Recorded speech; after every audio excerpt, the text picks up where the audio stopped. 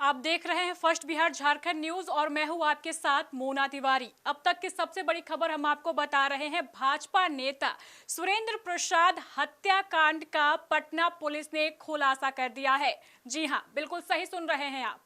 भाजपा नेता सुरेंद्र प्रसाद की हत्या 12 जुलाई को हुई थी। इस हत्याकांड को लेकर पटना पुलिस लगातार सतर्क थी। अपराधियों को गिरफ्तार करने के लिए छापेमारी की जा रही थी। इसी बीच इस हत्याकांड का पूरी तरीके से खुलासा कर दिया गया है।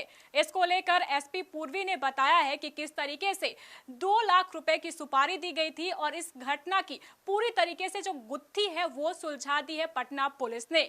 तो भाजपा नेता सुरेंद्र प्रसाद की हत्या 12 जुलाई को हुई थी। इस हत्याकांड को लेकर पुलिस लगातार सतर्क थी। अपराधियों की गिरफ्तारी और इस घटना के पीछे कौन शामिल है, वजह क्या थी, इन सभी विषयों पर पुलिस लगातार जांच कर रही थी। जैसा कि आप सभी को पता है, इन दिनों बिहार में लगातार इस तरीके की हत्याएं हो रही है, जिसको लेकर विपक्ष काफी आक्रोशित है और लगातार सत्ता पक्ष से सवाल पूछ रहा है। इसी बीच पटना पुलिस ने इस हत्याकांड का खुलासा करते हुए प्रेस कॉन्फ्रेंस किया। इस प्रेस कॉन्फ्रेंस के दौरान एसपी पूर्वी ने बताया है कि किस तरीके से इस पूरी हत्याकांड की जो साजिश थी वो रची गई थी। 2 लाख रुपए की सुपारी देकर भाजपा नेता सुरेंद्र प्रसाद की हत्या करवाई गई थी। यह हत्या 12 जुलाई को हुई थी, जिसके बाद पूरे क्षेत्र में कोहराम मच गया था। हर तरफ यह मांग उठ रही थी कि जल्द से जल्द आरोपियों को गिरफ्तार किया जाए और जो भी इस घटना के पीछे शामिल है उनकी गिरफ्तारी हो। पुलिस सतर्क थी। लगातार इस हत्याकांड की गुत्थी सुलझाने के लिए कई कदम उठाए जा रहे थे। आखिरकार आज जाकर इस हत्याकांड का खुलासा हो गया है। हत्याकांड का खुलासा करते हुए पूर्वी एसपी ने क्या कुछ कहा है, चलिए हम आपको सुनाते हैं। इस प्रेस वार्ता के माध्यम से आपको पटना पुलिस की कुछ महत्वपूर्ण उपलब्धियों के बारे में सूचना देना चाहूँगा। पहली उपलब्धि है पिपरा थाना से। आपको मालूम होगा कि 12 जुलाई को पिपरा थाना अंतर्गत शेखपुरा गांव में एक व्यक्ति जिनका नाम सुरेंद्र प्रसाद था, ये खेत में पटवन कर रहे थे। शाम के करीब 7:30-8 बजे अपराध कर्मियों के द्वारा इनकी गोली मार के हत्या कर दी गई। इस संदर्भ में उनकी पत्नी मुन्नी देवी के द्वारा प्राप्त आवेदन के आधार पर पिपरा थाना कांड संख्या 5325 दर्ज कराया गया था। कांड की गंभीरता को देखते हुए एक विशेष टीम का गठित किया गया था एसडीपीओ मसौरी 2 के नेतृत्व में।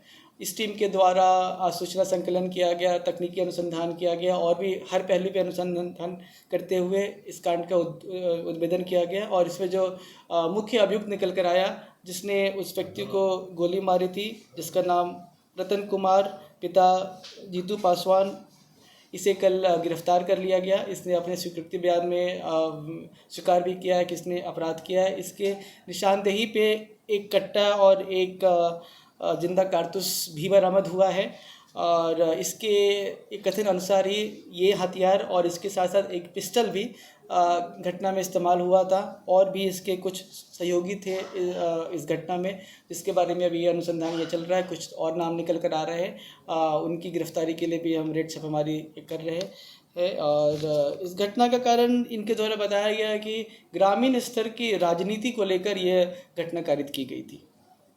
लोकल बॉडी चुनाव से संबंधित। जी, अभी तक तो यही निकल कर आया है कि इलेक्शन पर से तो इन्होंने ऐसा नहीं बोला। हालांकि ये बोला है कि जो ग्रामीण स्तर की जो राजनीति होती है उसी को लेकर उत्पन्न वाद विवाद के कारण ये घटना कारित की गई थी। कुछ मतलब पैसा भी दिया था? जी, इसके स्टेटमेंट के अनुसार इसे 2 लाख रुपए की फिरौती ऑफर की गई थी।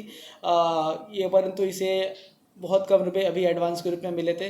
बाकी पैसे इसे मिलते इसके पहले ये पुलिस की गिरफ्त में आ गया। फिरौती किसने दिया था? अभी इस बारे में ये नाम उजागर करना भी उचित नहीं होगा। अनुसंधान अभी इस पे हो रहा है और भी हम गिरफ्तारी के लिए प्रयासरत हैं। एडवांस कितना दिया गया था? इसके अनुसार सिर्फ 2000 एडवांस दिए गए थे। हालांकि जो हमें सूचना प्राप्त हुई है उसके हिसाब से करीब 15 से 20 हज़ार रुपये से एडवांस दिए गए थे। और ये घटना करने के बाद ये वैद्यनाथ धाम वगैरह निकल गया था और इसके वापस आने के साथ ही हम लोगों ने इसे अरेस्ट कर लिया। दर्शन करने के बाद अभी तक ये निकल कर आ रहा है। हालांकि इसके वहाँ बाबा धाम जाने के संदर्भ में कोई एविडेंस हमारे पास नहीं, बट इसके स्टेटमेंट से और जो ये टाइम पीरियड है, इससे यह लगता भी है कि ये इस मामले में सच बोल रहा है। सर बोल रहे हैं कोई जनप्रतिनिधि है क्या? अभी तक किसी जनप्रतिनिधि का डायरेक्ट रूप से तो नाम नहीं आया है। हालांकि विलेज लेवल के ग्रामीण स्तर की राजनीति को लेकर यह घटना कारित हुई है, यह स्पष्ट है। ये पहले भी इतिहास है इसका।